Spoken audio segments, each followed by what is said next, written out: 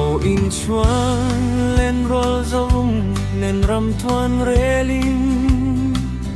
cam tlo som phang cham đuôi cắt lir vela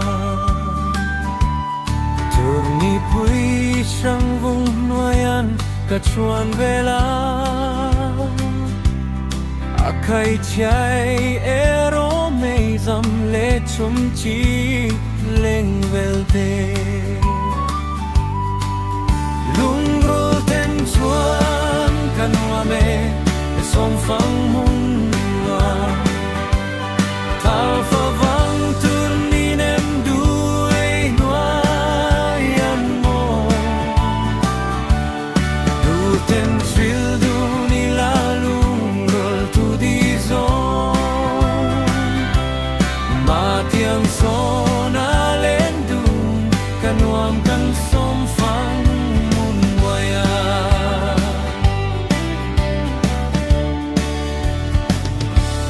ma te aram tuan rela kadon changin ko plai di den mukha athole darang ton ni a herlong mo kachuan vela lim ten tuan sai reng karelo kan som phang mun moya lung rol ten chuan kanwa me som phang mun wa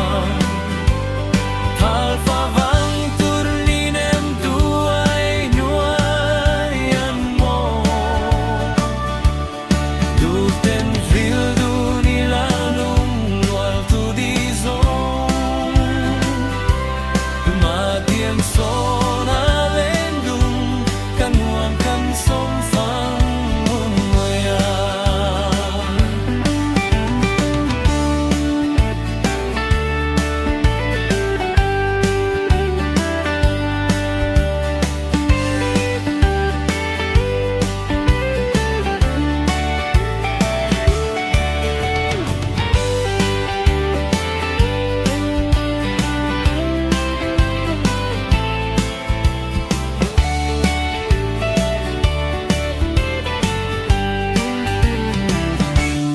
nang mai kum chuan suyang a sei don nge lamang let le hianin i moi silo tiam tu di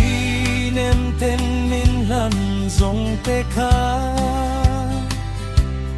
min fan chuak e voi ni chuan kan som phang nge ya